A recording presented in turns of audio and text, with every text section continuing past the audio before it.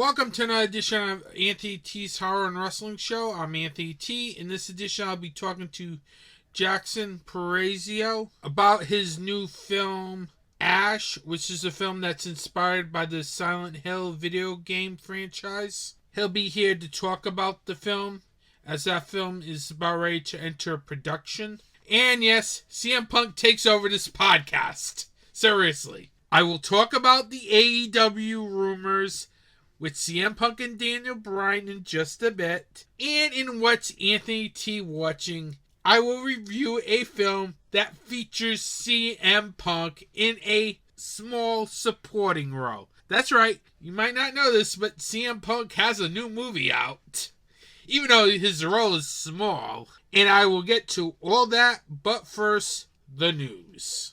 It appears that Tim Burton is back, as he's getting ready to produce a live-action series centered around Wednesday Addams. Yes, that Wednesday Addams from the Addams Family. It's going to be, I think, pretty much her own show and not a full-blown Addams Family show from the looks of it, as the series is being titled Wednesday. And it's set to star Jenna Ortega from The Babysitter, Killer Queen, and the upcoming Scream reboot. And they also had some new casting for it too, as Catherine Zeta-Jones will be playing Morticia in the series, and Luis Guzman playing Gomez in this Addams Family series. They are slated to be guest stars for the series, as this is a series that's going to focus on Wednesday Addams, hence the title Wednesday. Now, I'm kind of interested in this series, seriously. I love the Addams Family. Whether it's the animated film that was released a couple years ago, or the live-action films released back in the 90s, I really like the Addams Family a lot. I'm kind of excited for this series, as this is probably going to be good because this is Tim Burton producing it. And Tim Burton usually does some really good stuff. Whenever his name is attached to it, it's usually a guaranteed good film. So I'm kind of excited for this series, as Bloody Disgusting has described the series as a supernaturally infused mystery, charting Wednesday Addams' years as a student at Nevermore Academy. The plot synopsis looks very good. It's going to be an interesting series. I have to say, it's going to be a different type of Addams Family series, but I'm kind of down with it because Tim Burton's involved. And the series will be on Netflix. So, usually Netflix has done no wrong when it comes to original series. Look at Stranger Things. It's still being talked about even though season 4 hasn't been released yet. And oh, by the way, that's coming out in 2022. But this is a series I'm actually looking forward to, as I'm a big Addams Family fan. So, it'll be an interesting concept. I can't wait for this series to air on Netflix. There's been no date on when it's supposed to be, as this is right now in the casting phase. So probably, I would expect it probably next year sometime. Let's move on to a film that I want so bad, but will probably never happen. Now, file this under, I never knew I really, really want this film until someone came up with the idea for it. A lot of people might not know this. Besides horror and wrestling, I love comic book films. I love all the Marvel films, all the Marvel TV series, all the DC films, kind of. They've been better in recent years. When I first started off, they sucked. I'm kind of into all of them, except maybe the 9.5 hour cut of Zack Snyder's Justice League. Hey, it's actually 4 hours, but it might as well feel like 9.5 hours, because it's ridiculous to do a 4-hour comic book film all at once. Well, Marvel did it, but they divided it into two. Zack Snyder's Justice League, I don't know. I can't do 4 hours for a film that's gonna go nowhere. It's like a waste of my time, but I digress as we're getting back on topic here. During an interview with The Hollywood Reporter talking about season 1 of Low Key with director Kate Herron, the interviewer from The Hollywood Reporter ended the interview saying, well, congratulations once again, Kate, and if you do return to the MCU someday, please make a Miss Minute slasher film, since she's utterly terrifying. And Kate Herron replied, I would love to. That would actually be my dream. Now, it seemed jokingly, but now I have to come in and really beg for this, because that kind of sounds like a cool premise for a slasher film. A cartoon clock killing people. That is something I wouldn't mind seeing. If you've seen Low Key on Disney Plus, you know who I'm talking about. Miss Minutes is this orange clock that is like a computer over at the TVA that looks like an animated clock. So if you take a look at it, like I tease on a couple of my social media pages for the podcast, it's a frightening look. I'll give it that. But I never knew I really wanted a Miss Minute slasher film until the interviewer from The Hollywood Reporter brought it up. Now I want this film. I'm serious. I want this film so bad. Come on, Kevin Feige, who's in charge of Marvel films. This would be a great opportunity to do something way outside the box. Seriously. I wouldn't mind seeing this film. A film that revolves around a cartoon clock killing people. I swear, you cannot make this up. Literally. Now I want this film, since the reporter from The Hollywood Reporter brought it up in an interview. I want this film so bad. It's probably would be so dumb, but it would probably be so good. Come on, you could probably make this film for like $20-30 million. Seriously, Marvel. I know it'll probably go way off the MCU, but who cares? A film killer clock would really be something. I'm sorry. That idea has really got my interest. And I hate it that it came from a reporter and not a director or screenwriter. You can take The Hollywood Reporter, because I really now want this Miss Minute slasher film. And so that film would literally be bonkers, considering it would fit inside the MCU in some weird way. But I can always dream. It would be a cool premise, though, if you think about it. Okay, enough with this. Now, before I get into wrestling news, you're expecting me to have thoughts on Bray Wyatt being released by WWE. Well, if you want to hear my thoughts on Bray Wyatt being released by WWE, head on over to YouTube in another edition of Anthony T's Uncensored, where yours truly has said this bleeping wrestling promotion. That's right, WWE is a wrestling promotion. Even though WWE doesn't act like a wrestling promotion, as they think they're sports entertainment, but they are a wrestling promotion. Let's not make the mistake, people. They are a wrestling promotion. Check out the video on Anthony T's Horror and Wrestling Show YouTube channel, because I'm not spending any time here, because I still can't figure out why the hell WWE released Bray Wyatt. I have a theory, but watch the YouTube video, because basically I'm not going to get into this, because literally this pissed me off as both a wrestling fan and a horror fan, and I cannot do a PG rant on this. I'm sorry. I was just so angry about this that I had to do a video and bring back Anthony T's Uncensored.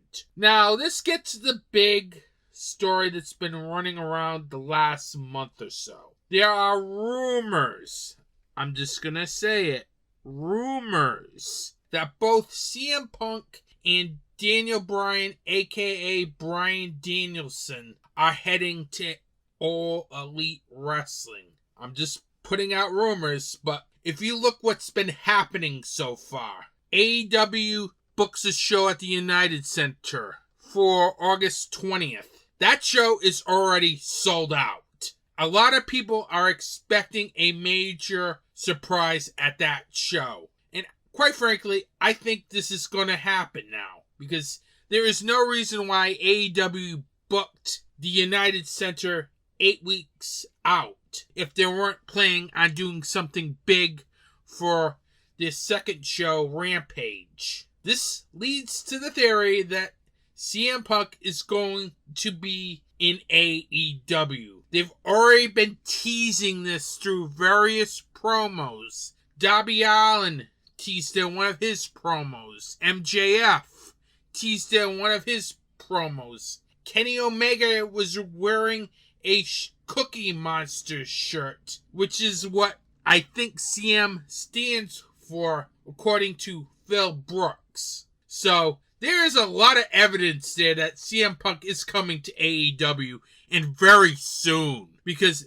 why would you be teasing it through your various stars if it ain't happening? Seriously, why run a show at the United Center and book it a month beforehand if it ain't happening? I truly believe CM Punk is coming to AEW, and it's going to be very soon, before All Out. I expect his first AEW match to be at All Out or the Rampage taping in Chicago. Now to Bryan Danielson, aka Daniel Bryan in WWE. There are rumors going around that he may debut for the company when they have their New York show in late September. Now, I really think this is happening too, because there's been a lot of chatter saying they've both signed contracts, him and Punk. There haven't been any teases, but this the one thing that I know, and there's been a lot of rumors saying that Bryan Danielson, aka Daniel Bryan, wants to do. He wants to wrestle in New Japan Pro Wrestling. And the only way he's going to do that if he signs with AEW or signs with New Japan Pro Wrestling. But since New Japan Pro Wrestling right now is not signing any foreigners due to the pandemic and everything, the only option is AEW. And if the rumors are suggesting that he already signed with AEW, he's going to be a great fit for AEW. I really think so. Because this is a guy who can work with a lot of the younger talent in this promotion. He did this in WWE. He helped work with some of the younger talent like Drew Gulak, Cesaro, and Shinsuke Nakamura. So this is definitely a big get for AEW in the long term, because this guy has a mind for the wrestling business. This is a guy you can have work with the likes of Darby Allin, Jungle Boy, MJF, those people. He's got a great mind for the business, and it showed on SmackDown with the names that I just mentioned. And if he was gonna sign with WWE, he would have done it by now. The fact that Bryan Danielson, aka Daniel Bryan, hasn't signed with WWE, meaning he's probably moving on from the company. He probably realized that this past WrestleMania was going to probably be the last time he'll ever get a chance to main event a major pay-per-view in WWE. So I could see this as a big signing for AEW. A signing that would really help AEW, as he can work with the younger talent while still being in the upper mid-card main event scene in that promotion. Look at the matches Daniel Bryan can have. I just said MJF, Jungle Boy, Darby Allin. Ethan Page is another one I would like to see. Wheeler Yuta, who recently joined the promotion. That would be a very good match, as he's been tearing it up on the independent wrestling scene and now has joined AEW from the looks of it. So there's a lot of great matches for Daniel Bryan in AEW. You got Omega. You got Malachi Black, who recently squashed Cody on a recent Dynamite episode. Man, did that character look great. I wish he was that character in WWE. But getting back to the topic, I don't think we saw those two pair up in WWE. That would be a really good match. Bryan Danielson, aka Daniel Bryan, can be an asset for All Elite Wrestling because he can really help groom the younger talent and work with them. So if these rumors are true, this would help get more eyes on All Elite Wrestling. Let's face it, All Elite Wrestling is probably the best wrestling promotion out there in the United States right now. Hands down. Dynamite goes by fast. It's an entertaining show. And it's just something you want to watch every week without being forced to watch. I'm really hoping these rumors are true. Not because of my AEW bias, because it would really energize this promotion and really, hopefully, give WWE creative the kick it needs to put on very good shows. I saw SmackDown recently, and I was kind of bored for most of it. Sure, it had a good beginning and end, but the middle of the show did not scream, come back next Friday. And that's why I like AEW, because Dynamite always makes you want to come back the next Wednesday night. And that's what a wrestling program should be, and that's the news. Besides Anthony T's horror show, you can also listen to these other fine podcasts on the Doc Discussions Network. Doc Discussions, hosted by Philip Perrone and Michael Darwin. You Know Nothing, Jon Snow, a Game of Thrones podcast. Bullets, Brothels, and Bots, a Westworld podcast. Halloween Boutique, Psychotronic Reviews. And Searching for American Gods. You can find Doc Discussions on the web at www.docdiscussions.com. And Doc Discussions is also available on iTunes, Stitcher, Google Play, and Spotify. Welcome back. Now, if you have been listening to the show pre-pandemic era, you might know I like to talk about Comic-Cons on this podcast. I talk about Rhode Island Comic-Con pretty much every year on this podcast. Yours truly recently went to another Comic-Con that isn't Rhode Island Comic-Con. As yours truly went to Mohegan Sun for about 4 days for TerrifiCon. But I got there like a day earlier because I wanted to gamble a little bit, take in a comedy show. First day was fun. Got a lot of walking in as well. Then the convention hit on Friday afternoon.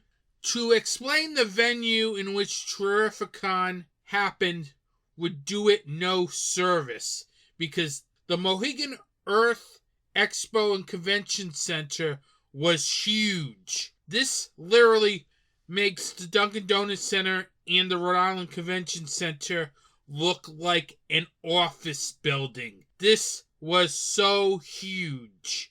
It was like a long walk from the entrance to all the way down to the convention hall. You had the panel room, like, I would say about halfway there. That's how big this venue was. And to spend 3 days at that venue was very good.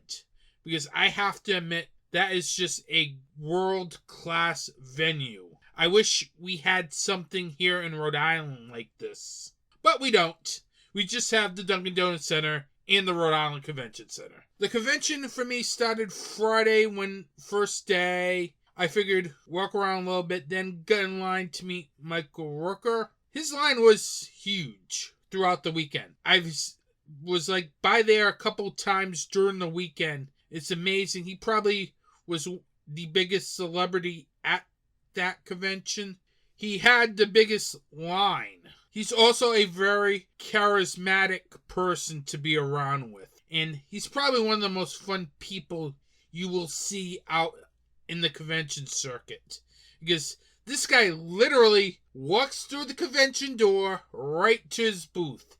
He doesn't go through the curtain. He just literally goes right through the front door all the way to his booth. And he is having so much fun. I got to meet him. Very cool guy. Very funny guy as well. That's what you want when you meet celebrities. Someone who's going to be a fun person to be with and really makes you feel happy. Michael Rooker's the best. I'm surprised I did not get him the first 2 times when he was in Rhode Island, quite frankly. But I did get him first here in TerrifiCon. That was a very cool moment. I enjoyed it. Then next I met Scott Patterson from Saw 4 through 6. Another very nice guy. Didn't have the line at the time because I went on a Friday. But his line picked up during the weekend because he was also on a popular show called Gilmore Girls. So Friday I got Michael Rooker. I got Scott Patterson from the Saw franchise. And I also got an autograph from John Capodice, who is a character actor who's been in such films as Ace Ventura, Pet Detective, Speed, and many other films. Hey, I love character actors.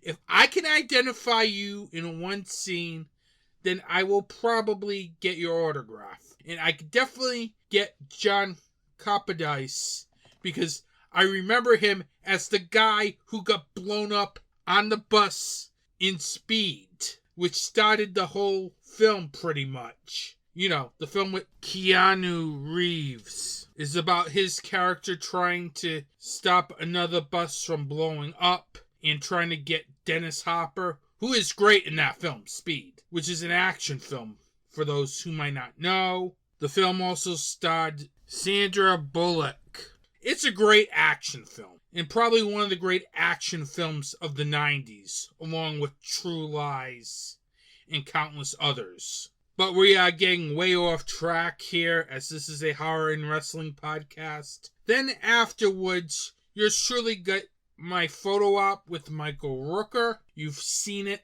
on the social media pages. Very nice guy still. That was fun to do, as I always like to get photos of celebs as well. But Michael Rooker did have a table op, so I decided to get the pro photo op. Then Saturday comes along.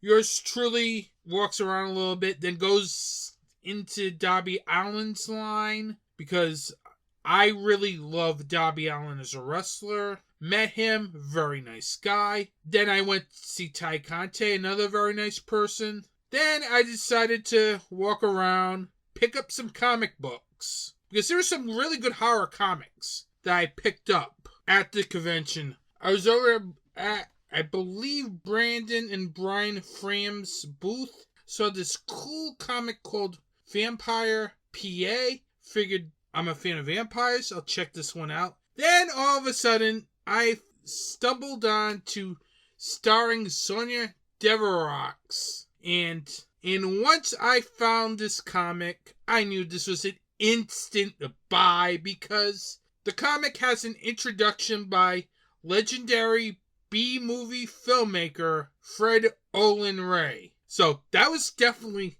going to be something I would pick up. I wasn't planning on picking it up, but since Fred Olen Ray is writing the introduction, might as well. And this series called Starring Sonia Deverox, the Complete Movie Collection Volume 1, is about a B-movie actress in various kinds of films, whether it be action, horror, westerns. Starring Sonia Deverox was definitely one I had to pick up, just because Fred Olen Ray's name is on it, and I love Fred Olen Ray's films. So that was definitely worth a purchase for me. Then yours truly went to the Michael Rooker panel.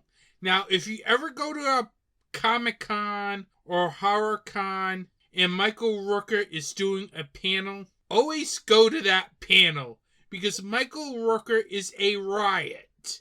I caught maybe like the last half of it, but still, it's just such a riot. And it's one of those panels where you probably might want to stand up for because Michael Rooker is going to go all over the place. Literally. It's just such a fun panel. And one of the highlights for me this weekend, quite frankly. Then I also met one of the co-creators of Random Acts of Violence, Justin Gray, who co-wrote the graphic novel, which got turned into a feature film, which is playing on Shudder. Very nice guy. Then Sunday comes along. First thing I do is mosey around the convention hall. Then I find out that there is copies of Random Acts of Violence being sold over at Jimmy Polimonti's booth. He's the other co-creator of Random Acts of Violence. I saw the book there, so I picked it up, even though I knew this guy was having a big line all weekend. I decided to just do that first, pick the book up, have him sign it, which I did. Talked about how different his graphic novel is compared to the movie. Was a nice guy who talked just a little bit because his line was very big, as he's a popular comic book personality. So I wanted to make it quick and everything because there's a big line. And I don't want to take anybody's time, you know what I mean? So then afterwards, I went to Sammy Guevara's line. Very nice guy. Took a couple pictures. One PG, which you saw on the social media page. And no, you will not see the R-rated picture. The one with the finger salute. You will not see that. Not on my podcast page. Sorry. I'm trying to keep everything PG and everything. Or PG-13. So I'm not going to post that picture on the show's official social media platforms. Then after I got his autograph, went around, shopped a little bit, picked up a couple of interesting comic books, then went to the Ross Marquardt panel halfway through, asked a question there about his role in Avengers Infinity Wars and Endgame, then had lunch, then went to the AEW panel. Let me tell you, the AEW wrestlers they had there were some of the nicest people you had at that convention. It was a really good panel. Then I went back one last time to the convention hall, picked up the NECA Trick or Treat figure with Sam. Loved that character from that film. Then it was off back to Rhode Island. Overall, I really enjoyed TerrifiCon. This was a really fun show to be at. Mitch Hollick, the show's organizer, did a very good job making sure everything ran smoothly. A lot of space. Had some fun cars from various films there as well. Overall, a very fun atmosphere, which I like to see in conventions. I don't want to be sitting there yelling and screaming about, oh, they can't move lines or we're having overcrowding issues. I kind of never had that with this convention, which is very good because I like to have a fun time. And I had a very fun time that weekend over at the Mohegan Sun Earth Expo and Entertainment Complex. It's a huge building. And I have to admit, this is a great con to go to. If you're in the New England area or you're looking to travel to some very good Comic Cons, definitely go to TerrifiCon because that is such a great convention. I wish I could go every year, seriously. But this is such a great convention to go to. If you're in the Connecticut area or wanting to travel down to Comic-Con, definitely go to TerrifiCon next year. It's such a great con. I haven't decided if I'm going back next year, as right now I have no con scheduled for next year, as I'm trying to play it by year because I don't know what the con landscape is going to look like here in the New England area next year. So I'm not making any commitments to any cons, maybe except Rhode Island Comic Con, obviously, since it's right near in my area. So that's probably the only Comic-Con that's on schedule for next year. But if you really want to go to a very well-run convention, Mohegan Sun next year, and go to TerrifiCon, as this was probably one of my favorite Comic-Cons that I've ever been to. Seriously. As this was such a fun time next year. So I'm not making any commitments to any cons. Maybe except Rhode Island Comic-Con, obviously, since it's right near in my area. So that's probably the only Comic-Con that's on schedule for next year. But if you really want to go to a very well-run convention, Mohegan Sun next year, and go to TerrifiCon, as this was probably one of my favorite Comic-Cons that I've ever been to. Seriously. As this was such a fun time from start to finish. Every day there's a family struggling with hospital bills to care for their sick child who is fighting an illness.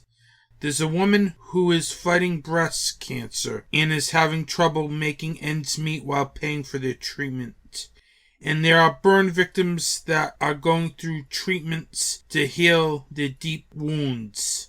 There is a charity in the horror community that helps these people. Scares That Care is an organization that helps families deal with the bills for their child. They help women get the treatment they need to fight breast cancer, and they help people who are dealing with severe burns get the help they need to heal. Scares That Care is a 100% volunteer organization and 501c3 nonprofit charity that is dedicated to helping these people in fighting real monsters. To find out more information or to donate to Scares That Care, you can go to www.scaresthatcare.org. Every donation helps Scares That Care fight real monsters. Hey guys, this is Steve and Christina. I'm the founder, owner, creator, and host of Super Retro Throwback Reviews. Are you looking for the best movie reviews, music reviews, video game reviews, and Comic-Con coverage all around? Well then look no further. Definitely check out Super Retro Throwback Reviews on YouTube and our new audio podcast, the new and improved Super Retro Throwback Reviews audio files version 2.0 on the following media distributors: Podbean, Google Play, Stitcher, SoundCloud, iTunes, and Spotify. Class is over, John. Time for something new and improved. Welcome back to Anthony T's Horror and Wrestling Show. I am here with actor-director Jackson Parasio to talk about his new film, Ash, which is currently in pre-production. How you doing today, Jackson? I'm doing very well. Thank you, Anthony, for having me on. It's a pleasure to be here. All right, how did you get into filmmaking? Oh, boy. Well, getting right into it, Gil. I have been into filmmaking since I was a child. My parents got me a camera when I was the age of 12, and me and my friends were filming movies in our house. Funny enough, the first movie we ever filmed was in, 2002, and we're just, a bunch of sixth graders. And ironically enough, the movie was called The Happening. And we made 3 of those movies, The Happening 1, 2, and 3. So I feel like those tapes eventually got leaked, and M. Night Shyamalan probably stole my idea. I'm just kidding. But no, I've always been interested in storytelling. I think before, picking up a camera, it was just grabbing a pen or a pencil and just writing down my crazy ideas on paper, and eventually that translated into taking those ideas that I had into film. What can we do with a camera? I noticed you've done a lot of music video work. What drew you to the music video field? Well, when I first started making videos, it was me and my best friend Forrest, who is also a part of this project as well. And I've known him since second grade. And after our middle school and early high school days of us just fooling around with the camera, I started getting into hip hop and into making music.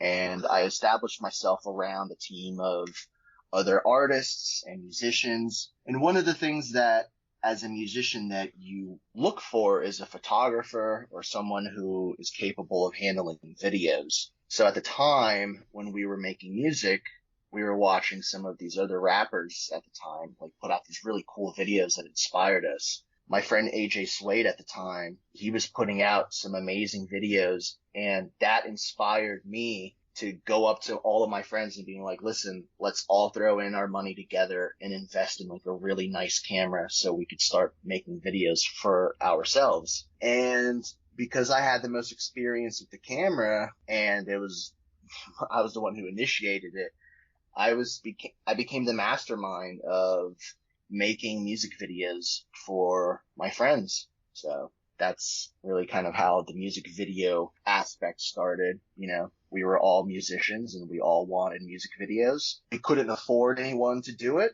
so we taught ourselves how to do it. You also go under the name Ico the Rain Man. How did you come up with that persona? Oh boy, that is a question that I get asked very frequent. I have to thank my friend Leon for helping me sort of construct that name together. But Ico was a reference to an old PlayStation 2 video game called Eco, or Ico, depending on how you want to pronounce it, but it was ECO. So I took that, and then I was trying to add the hip-hop flair to it, and I was just like, oh, what if I was named Icon for short, which is spelled I-K-O-N? And then I thought that was stupid, and then I just kept the name Ico. And then Rain Man represents the silly, nerdy style that I became known for. So Ico is my name, and the Rain Man sort of represented my style musically, and that was influenced from Eminem.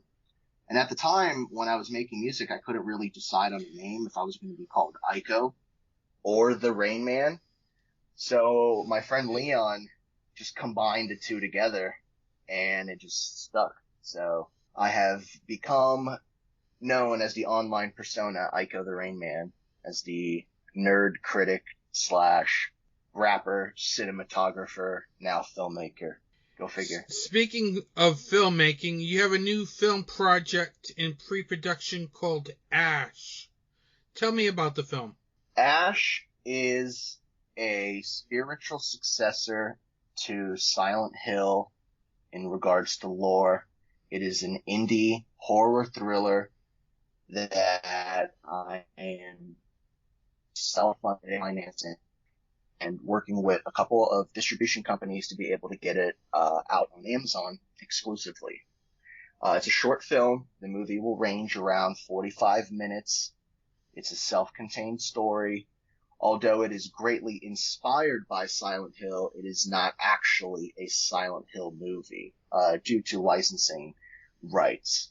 This idea came about me wanting to do a Silent Hill fan film, but didn't want to get caught in the trap of making a fan film. You know, not being able to add your own original ideas to it and eventually sell it. So we decided to make it a Silent Hill movie all but in name, if you will. This film is inspired by the popular Silent Hill video game series.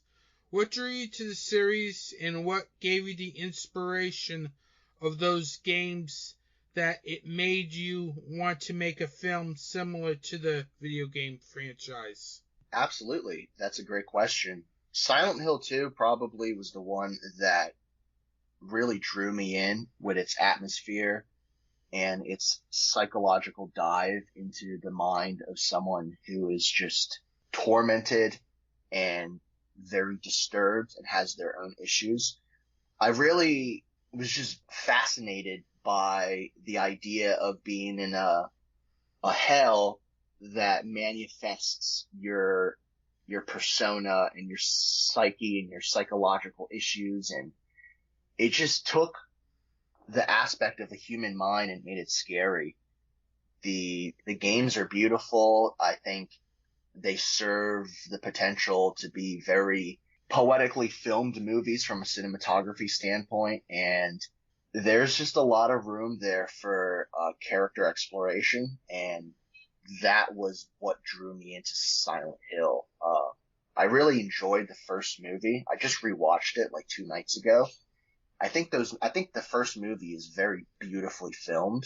But I think where it falls short is on the story and really homing in on the psychological aspect of what Silent Hill is. And that's really what drew me in, is just its atmosphere, its tone, and its character dives that they do. Now, besides Silent Hill, the film is also inspired by other films. Can you elaborate more on that? Yes. One of the things that I wanted to do when creating this film was to limit the amount of locations that my characters are in, to be able to keep the budget low. So I looked at films like The Ritual, The Blair Witch Project, Predators, and Gretel and Hansel, the 2019 version, as inspiration for films of characters who are stuck in a location that requires a lot of acting and tense atmosphere to be able to drive the plot forward. So those were the movies that I looked at that kept the cast very small. The Ritual was very much one of the main inspirations for that movie. I think the movie is absolutely beautiful.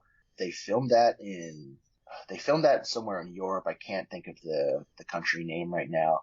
But when I saw that movie, I said I wanted to do something like that. And The Ritual, in its own way, that movie, which is available on Netflix, kind of reminds me of Silent Hill with some of its... every time I think of Silent Hill, I think of spooky mountains and fog and people wandering in the woods now. So that was the first movie that inspired the look and main feel for Silent Hill. Ash. That and Gretel and Hansel. Why did you choose to do a short film instead of a feature film?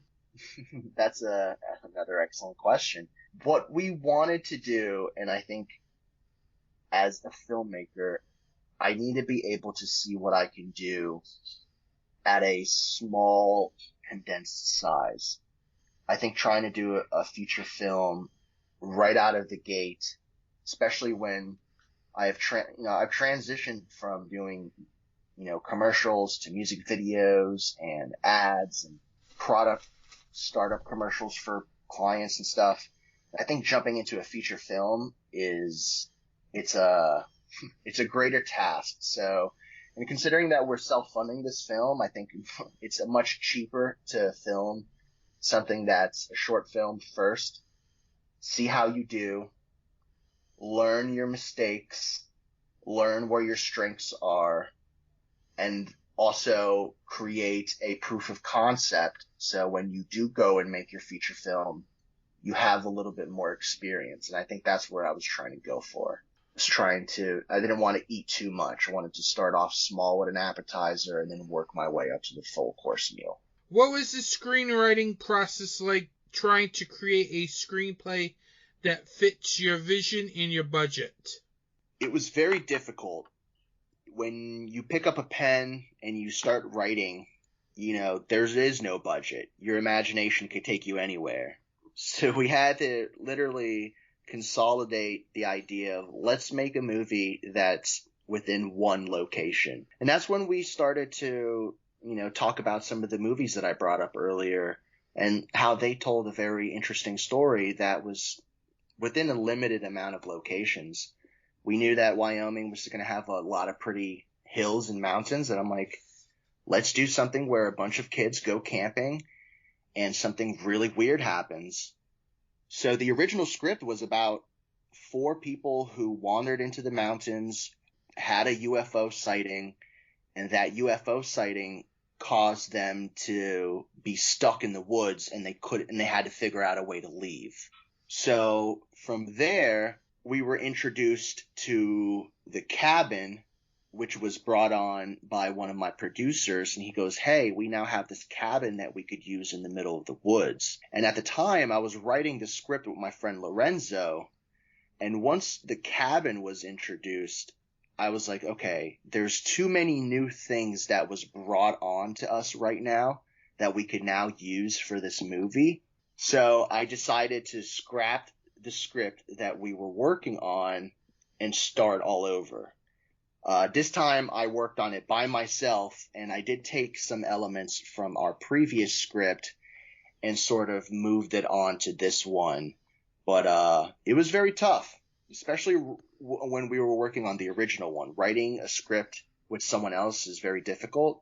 Lorenzo is a fantastic writer. It's just, as artists, you come to find yourself with a lot of conflicting ideas, especially if you're very passionate about what you're writing. One of your characters in the film is suffering from depression. What made you want to focus on that topic in your screenplay? Depression is something that I have dealt with in my life, and it is something very easy for me to draw inspiration from, especially when it comes to art. I was told by someone recently that a lot of my art is very dark. That a lot of my songs that I've written are very emotional, and my last album that I put out, Lyrical Gohan, really talked about the depression that I had dealt and was dealing with and was overcoming. And I think that's also what drew me into Silent Hill, is just Silent Hill, at least its lore, it was just a visual manifestation of someone's depression. And I think that there's a lot of room to explore with characters who are troubled, who are, not your just typical person who gets themselves involved in a horror situation. I think there's a lot more to explore when you're dealing with depression within a character.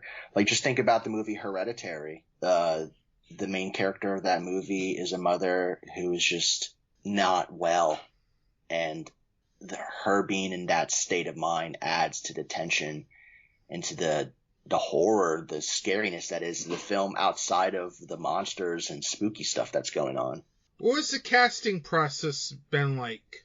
The casting process it's very difficult. At least it was at first, because when you're making an indie film, you're trying to really limit the amount of money that you want to spend. So hiring actors is very tough. So one of the ways that I was able to work around this was, I was like, who do I know that has the most experience being on screen, that has acting experience? And fortunately, being involved in film production for about 11 years now, and just traveling to New York and to LA, I've met a lot of actors. I have a lot of friends who go to acting school, currently taking classes. My best friend and one of my fellow musicians, Adam, is a fantastic actor. He's been in several commercials, and throughout our 2012 to 2016 era of making videos, like, I've never seen someone just transform themselves on camera like he did. And we always kind of had this dynamic of him being the star and me being the director. So when I came up with this movie, he was the first person that I saw in the role as the main character, Zach. So he plays the main character. And when I honestly, I said, I was like, you know what? If I can't have you in this movie, I'm going to write a different movie for someone else. Because, he was just that good. I also made a promise to him when he put aside making music and focusing on his art to go back to school. I told him that when I get this chance to hit that home run for us, I would reach out to him, and I did. And then the rest was easy. I just reached out to my friends who had acting experience, and I said, hey, I can't pay you, provide you a place to stay and a trip up to Wyoming to work on the really fancy film. Are you interested? Everybody said yes. Lucky me. Now, on your GoFundMe page, I saw some of the pictures from that Wyoming location. What made you choose that location for the film? So what drew us to this location was really what was available to us. So the production house that is housing the equipment that we're using to be able to make this movie is located in Wyoming. So when I saw the area of where we would have to go to be able to film any kind of movie, I said, okay, this is what this place looks like. It's isolated, it's in the mountains, There's a cabin in the woods that we can take advantage of. What kind of story can I tell in a location like that? And that's really what it was. So the location was presented to us first, and then from there I crafted a story around what we had available for us to use. But if I were to take that apart and answer it in a way where, not making it sound like that was our only choice, but if you're going to do a Silent Hill movie or a Silent Hill fan film, or if you're trying to capture the spirit or feel of that property, Wyoming is a perfect place. It's beautiful. It's haunting in a way where, if you're in the mountains and there's some fog and the right kind of lighting and atmosphere, you can really create some spooky cinematography there. And as a cinematographer myself, I think being able to film at this location is really just going to allow us to flex our muscles when it comes to the visual department. Like, it's a scary movie, but the movie is going to look very beautiful. And I think that's an advantage that we have over us, was really this location is just phenomenal.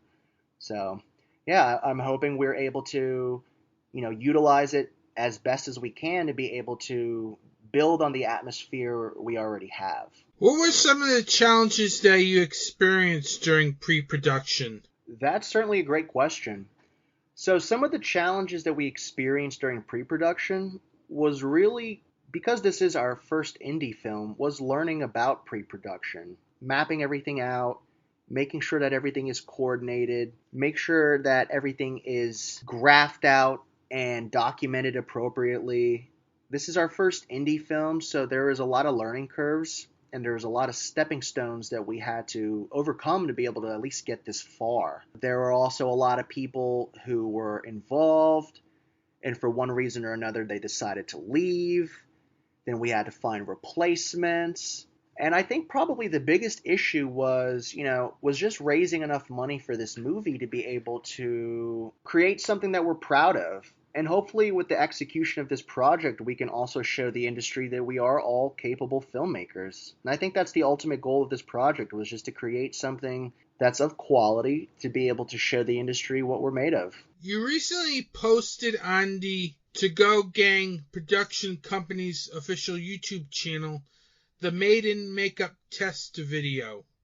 What made you want to go for that look for the creature in the film? We wanted to stick to the look and feel of Silent Hill and also use what its influences come from, like a lot of creepypasta drawings and monsters from Jacob's Ladder. So our monster came from the idea of, without spoiling the story, the monsters all come from things that happen in the story. So, for instance, there's an implication that one of the characters is in a coma, and the monster that we created was we have three monsters. One of them is a hospital patient who walks around with like an IV pole. Then we wanted to create an alternative to the nurse. We wanted to take the nurse and sort of mix her with Lisa from Silent Hills, aka PT, and create this maiden figure that works more as like a ghost than a zombie-like character which is the nurse. So the nurse, I feel like in Silent Hill, works more as like a zombie. She's like, don't point the light at her. She's attracted to the light. If you get too close, they'll cut her. Lisa and PT, you never knew when Lisa was going to show up. She was always following you from behind. So we wanted to have a blend of those. And then the third monster, which is, I can't recall the name right now. I think it's called the Black Melody. The third monster is basically, so this monster comes from the damage that was done to Silent Hill's forest. So the characters are responsible for a fire that happened in one of the places that they're at. So this is like the forest demon, and it looks basically like a female tree looking figure with horns everywhere, and she's a faceless monster. I wish I had. If we were doing video, I'd show you the picture that we have. But we're going to post more pictures within the next couple days. Because like I said, we begin filming in 9 days. There's a couple monsters that you're going to see here. We even have a cameo from a giant bunny that is being considered. So we shall see. Mr. Robbie the Rabbit. The project was originally started on Kickstarter but abandoned. What made you decide to pull the plug on the Kickstarter campaign and do a GoFundMe instead? The Kickstarter was my first time using it. We were looking for a platform to accept more of donations to be able to help with the travel expenses and getting food while we were there. And once we set the Kickstarter at $7,000, we were not able to adjust it. So if we didn't reach our goal, we wouldn't have been able to keep our donations. So what we did was we just switched over to GoFundMe, and we contacted everybody and just basically transferred it over to there because it became an easier platform for us to receive money. What are the release plans for this film? The release plans as of now, we're looking at a teaser trailer to be ready by Halloween. The movie shall be out by fall of 2022. If I were to be realistic, we're looking possibly for an October release date. It's going to be on Amazon. There are other platforms being looked on, which would possibly include On Demand, Vudu, iTunes. We're contacting a distributor to be able to get us on those other platforms. But as of now, Ash will be exclusively on Amazon fall of 2022. Any plans for a physical release? Depending on the success of this movie, we will do a physical release. It just depends on the amount of attention and how much people want it. I think once we create this movie and show people what we are capable of, if we were to ever work on a sequel and to maybe continue telling other stories within this spiritual successor to Silent Hill, then maybe we can do a compilation where, we direct a couple more of these and then bundle them all together. How can they find more information on this film and the production of it? You can find more information on this film at asilenthill.com. You could also visit the social media A Silent Hills on Instagram. I think that's where we're most active. Let me double check if that is the name. Yeah, A Silent Hills. We've been posting almost every day. We've been posting behind the scenes videos on the Instagram. We went to a costume store today to be able to look at the potential Robbie the Rabbit outfit. So the Instagram is where you really want to, keep looking at the behind the scenes. asilenthill.com right now is just set up for you to be able to access the social media and a quick link to go over towards our GoFundMe. So if you also want to support the movie, you could visit asilenthill.com and there will be a link right up there at the top. Jackson, I want to thank you for coming on to my podcast. Anthony, it's an absolute pleasure. Thank you so much for having me on. Honestly, I can't wait to send you this movie. You're going to be one of the people who gets early eyes on it, and your support means the absolute world to us. So on behalf of myself and everybody on this project, thank you. Thank you for having us on. You're welcome, and have a good day. They're coming to get you, Barbara. This is Carrie. This is Billy. This is Mr. Bo. And we are from A Podcast from an 8. You can catch us every Wednesday wherever you find your favorite podcasts. You'll find Anthony T's horror and wrestling show on these social media platforms. On Facebook, Instagram, and the Slasher app at Anthony T's Horror and Wrestling. And on Twitter at Anthony T's Horror. You'll find new episodes on darkdiscussions.com, major podcast providers, and YouTube.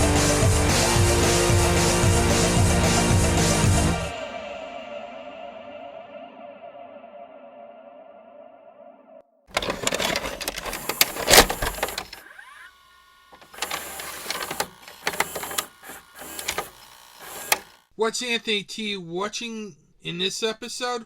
Well, yours truly at the beginning of this episode talked about CM Punk. Since I talked about CM Punk, it also happens that he has a new movie out on Blu-ray and DVD in which he has a small supporting role in. And an interesting note about CM Punk here with this film is this is the second time that he works with director Travis Stevens, as he had a much bigger role in Travis Stevens' last film, The Girl on the Third Floor, which was released last year. It's a very good film. Definitely check it out. Let's move on now to Travis Stevens' latest film, Jacob's Wife. And this is a film that stars Barbara Crampton, Larry Fessenden, and Bonnie Aarons. This was a great vampire film. Seriously. This film definitely had my attention when it was a vampire film. And vampires are usually a favorite subgenre of mine. So if it's like a vampire film, most likely I'm probably going to see this film. No matter what. Unless if it's Twilight, of course. Because I can't stand sparkling vampires. I'm sorry.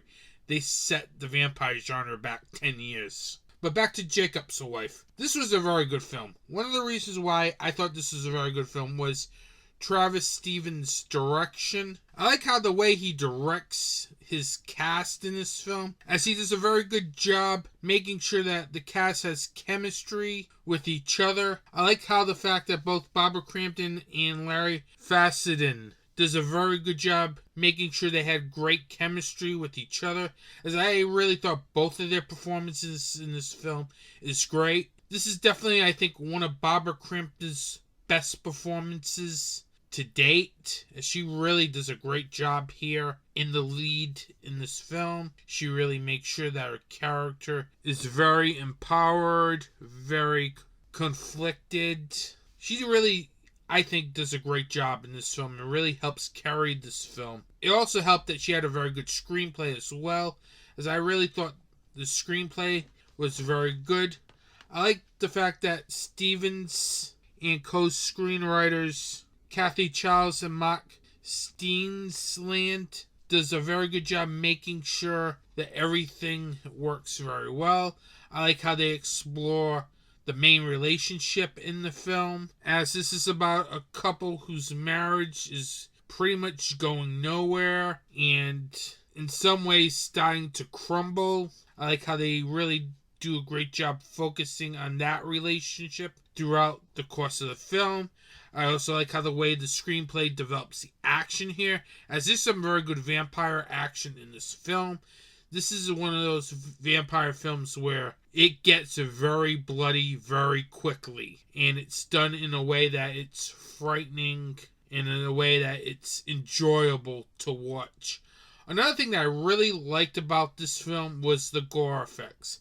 I like how Stevens and his team of special effects artists do a very good job making sure that he has the effects for the vampire scenes. Every time he had a vampire scene in this film, it was very bloody. And for vampire films to be very good, in my opinion, they can either have atmosphere or it has to be really bloody to the point where it's a credible vampire film, in my opinion. And this film really delivers on blood, as this is probably one of the gory vampire films I've seen in quite a while. I like how the action develops very well. They also really, I think, did a great job with making sure the look of the main vampire had a frightening feel to it, as it kind of had a kind of Salem's Lot kind of feel to it. You can also throw Nosferatu as well, as that lead vampire really looked very creepy.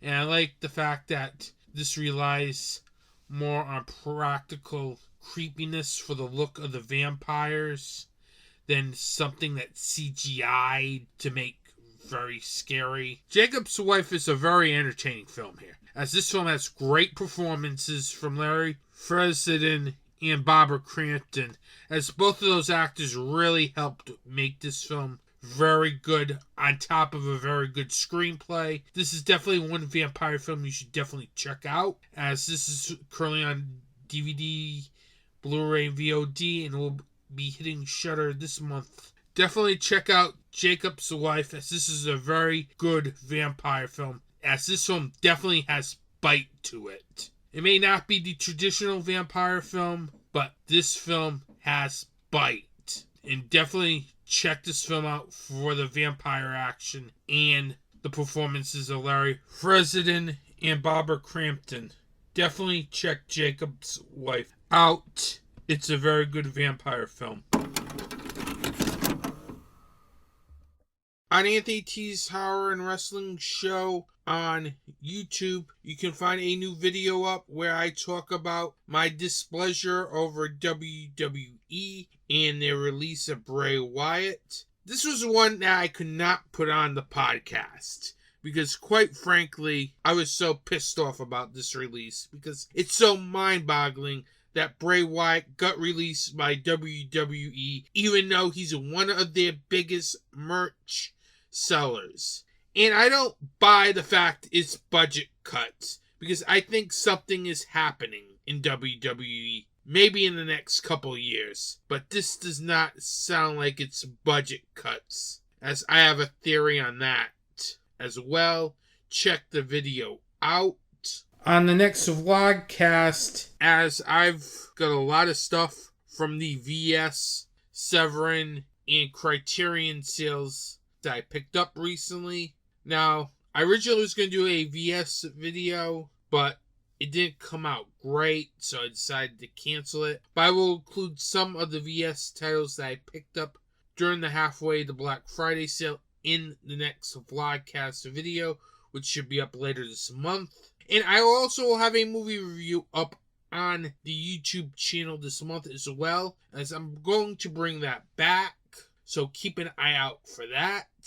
Also, another Dead Kids of Derry podcast will be dropping on Spotify, as me and the gang do an audio commentary track for Salem's Lot as we visit good old sunny California, Maine. That should be dropping soon on Spotify over on the Dead Kids of Derry channel. Please subscribe to that podcast as well. The episode will be up soon if it isn't already. With that, I want to thank you for listening to this episode. Have a good day. Support indie wrestling and indie horror.